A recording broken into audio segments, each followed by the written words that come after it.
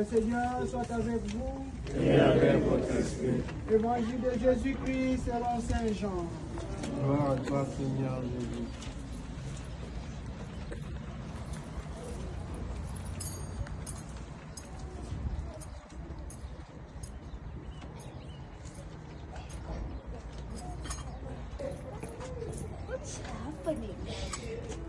En ce temps-là, quelques jours avant la Pâque, la grande foule venue pour la fête apprit que Jésus arrivait à Jérusalem.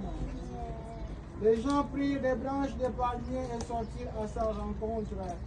Ils criaient, Hosanna, béni soit celui qui vient au nom du Seigneur. Béni soit le roi d'Israël. Jésus, trouvant un petit âne, s'assit dessus, comme il est écrit, ne crains pas, fille de Sion, voici ton roi qui vient, assis sur le petit d'une ânesse. Cela, ses disciples ne le comprirent pas sur le moment, et quand Jésus fut glorifié, ils se rappelèrent que l'Écriture disait cela de lui, c'était bien ce qu'on lui avait fait. Acclamons cet évangile de Dieu.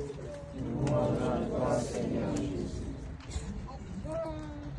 Frères et sœurs, aujourd'hui, nous célébrons les dimanches des rameaux et de la passion de notre Seigneur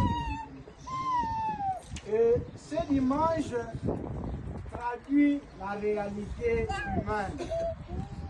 Ce dimanche veut nous dire que dans notre vie, il y a des moments de joie et dans notre vie, il y a également les moments de peine, les moments de difficulté. Voilà pourquoi, lorsque nous sommes dans la joie, vivons cette joie. Mais sachons en même temps qu'il y aura un jour où nous pouvons être dans la difficulté. Et lorsque nous sommes dans les moments de difficulté, vivons ces moments de difficulté, mais tout en sachant que ce n'est pas la fin, nous pouvons avoir de la joie. C'est comme cela qu'aujourd'hui, nous commençons par cette procession joyeuse. C'est le moment donc où le Christ est glorifié, où le Christ entre comme un roi. On crie sur lui, Hosanna, Hosanna au fils de David. Il est roi. Et c'est cela que nous devons célébrer ici en entrant dans l'église. Mais en même temps, nous allons aujourd'hui, dans la deuxième partie, célébrer la passion de notre Seigneur Jésus-Christ. Et en ce moment-là, nous devrions aussi contempler le Seigneur en train de souffrir. Ainsi va la vie. Mais nous comprendrons davantage qu'après cette passion, interviendra encore la résurrection. Ainsi est faite la vie.